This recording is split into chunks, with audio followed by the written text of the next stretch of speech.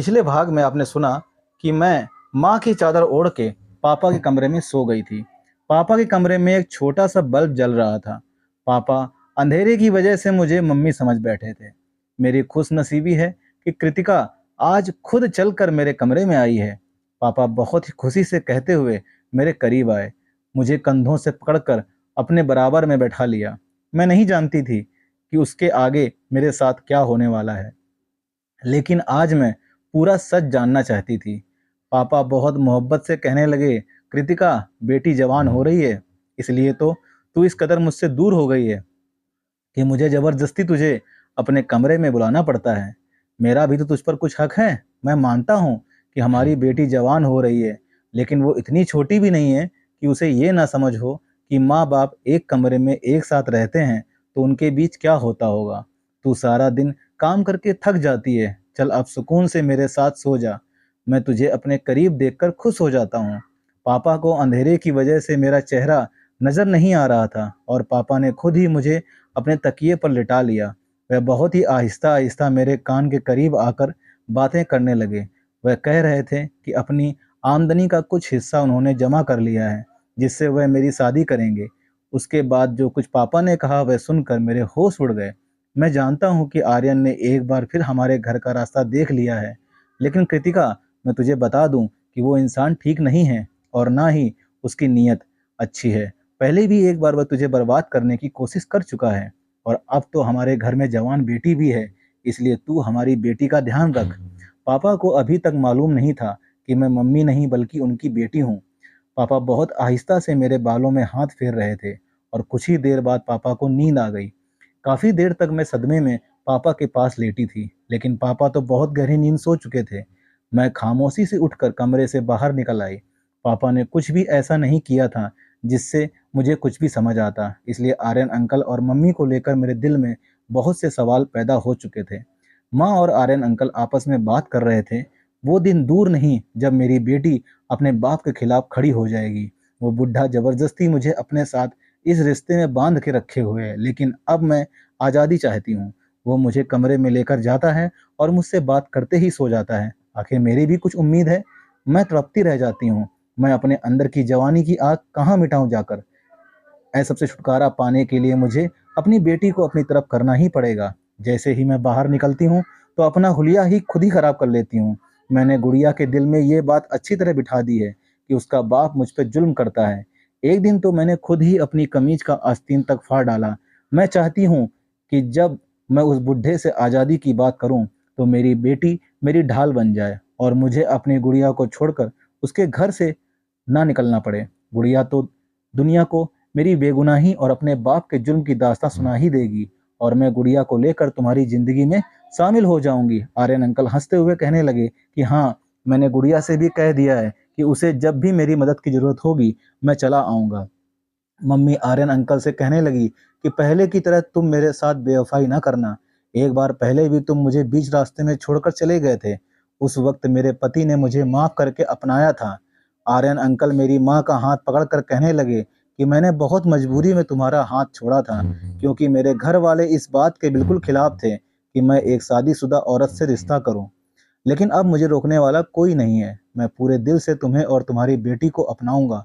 बस गुड़िया को किसी भी तरह ये सच पता ना चले कि उसका बाप जालिम नहीं बल्कि हम उसे जालिम साबित करना चाहते हैं। गुड़िया ही है जो हम दोनों को एक करवा सकती है। मम्मी और आर्यन को यकीन दिला दिया कि सब कुछ वैसा ही होगा जैसे उन दोनों ने सोच रखा है। वो दोनों हंसते हंसते थक चुके थे और मेरे कदमों तले जमीन निकल गई थी। मेरी माँ सिर्फ मुझे ही नहीं बल्कि मेरे बाप को भी पूरी तरह धोखा दे रही थी और वह मेरे बाप के घर में बैठकर एक दूसरे आदमी के साथ मिलती थी और नए रिश्ते की बातें कर रही थी। मुझे पापा की बात याद आ गई। आर्यन ने पहले भी हमारा घर उजाड़ने की कोशिश की थी। मैं सारी बात को जान चुकी थी, इसलिए कमरे के अंदर दाखिल हो गई। मुझे देखकर मम्मी और आर्यन अंकल चौंक उठे, लेकिन थोड़ी देर में उन्होंने अपने आप पर काबू पा लिया। आर्यन अंकल ने मेरी तरफ चॉकलेट बढ़ाई। मैंने चॉकलेट पकड़ने की बजाय मम्मी की शक्ल देखी और सख्त लहजे में मम्मी से पूछा कि आपको मुझे बताना ही पड़ेगा कि आखिर आपको पापा से क्या मसला है। मम्मी जान चुकी थी कि उनके झूठ का पोल खुल चुका है, इसलिए बिना कुछ सोचे मम्मी ने मुझे सारा सच बता दिया। मम्मी शादी से पहले अंकल से मोहब्बत करती थी, लेकिन आर्यन अंकल उनसे शादी करने की बजाय दुबई जाकर नौकरी करने लगे और मम्मी की मोहब्बत को छोड़कर अपना करियर चुन लिया। बचपन की मोहब्बत ने अपना रंग कच्चा ना होने दिया और मम्मी के दिल में आर्यन अंकल के मोहब्बत का रंग बना रहा। मम्मी के घर वालों ने मम्मी के लिए पापा को पसंद कर लिया। मम्मी जवान और खूबसूरत थी, जबकि पापा उम्र में 10 साल मम्मी से बड़े थे और पापा सांवली शकल सूरत के मालिक थे, जबकि आर्यन अंकल हैंडसम थे। मम्मी के लिए पापा का रिश्ता घर वालों की मर्जी से था और मम्मी ने अपने घर वालों के जबरदस्ती करने पर पापा से शादी कर ली थी, पर वह पापा को दिल से कभी अपना नहीं पाई थी। जबरदस्ती का यह रिश्ता मम्मी के लिए बोझ की तरह था, लेकिन मम्मी इस रिश्ते को किसी तरह चला रही थी कि तभी शादी के 1 साल बाद मैं माँ की गोद में आ गई थी। मम्मी की शादी के 8 साल बाद आर्यन अंकल दुबई से कुछ दिन के लिए वापस आए, तो उनके दिल में मम्मी को देखकर एक बार फिर से जज्बात जाग उठे। मम्मी भी बचपन की मोहब्बत और अपने जज्बात के हाथों मजबूर होकर आर्यन अंकल से चुपके चुपके मुलाकातें करने लगीं। लेकिन कुछ ही दिनों में यह बात मम्मी की बड़ी माँ को पता चल गई और उन्होंने सारे खानदान में मेरी माँ की इज्जत को उछालना शुरू कर दिया। पापा माँ से सच्ची मोहब्बत करते थे, इसलिए उन्होंने मम्मी को बदनामी से बचा लिया और इन सारी बातों को झूठा साबित कर दिया। जब पापा ने मम्मी का साथ दिया तो सारा खानदान अपने आप ही खामोश हो गया। बड़ी मम्मी के हाथ मेरी माँ तो ना आ सकी, लेकिन उन्होंने अंकल को दोबारा जिंदा किया। अंकल हमेशा के लिए इंडिया आ गए थे और एक बार फिर वह मम्मी के पीछे दीवाने हो गए थे। मम्मी को तो पहले ही दिन से पापा पसंद नहीं थे, हमारे हालात भी कुछ खास नहीं थे, जबकि आर्यन अंकल के पास दुबई का बहुत सारा पैसा था और मम्मी के लिए पापा को छोड़ना कुछ मुश्किल नहीं था। लेकिन दिक्कत यह थी, पापा मुझसे भी बहुत मोहब्बत करते थे और मम्मी भी मेरे बगैर नहीं रह सकती थी। इसलिए मम्मी ने जानबूझकर ये सारा खेल रचाया और मेरी नज़रों में पापा को गलत साबित कर दिया। मम्मी हमदर्दी पर मुझे अपने साथ ले जाना चाहती थी, इसलिए मेरे सामने पापा को जालिम साबित कर दिया और खुद मुलजिम बनकर रहने लगी। इतने साल से मैं यही सोच रही थी कि पापा तो कभी ऊंची आवाज में हमसे बात तक नहीं करते थे, फिर वह बंद कमरे में माँ पर जुल्म कैसे कर सकते हैं। मैंने माँ से साफ साफ कह दिया कि अगर आपको उसके घर जाना है तो आप जा सकती हैं, लेकिन मैं अपने भोले भाले और वफादार बाप को छोड़कर नहीं जा सकती। आर्यन अंकल जो मम्मी को पहले ही 2 बार छोड़ चुके थे, मम्मी उनसे ना जाने कैसे तीसरी बार उम्मीद लगाकर बैठी थी।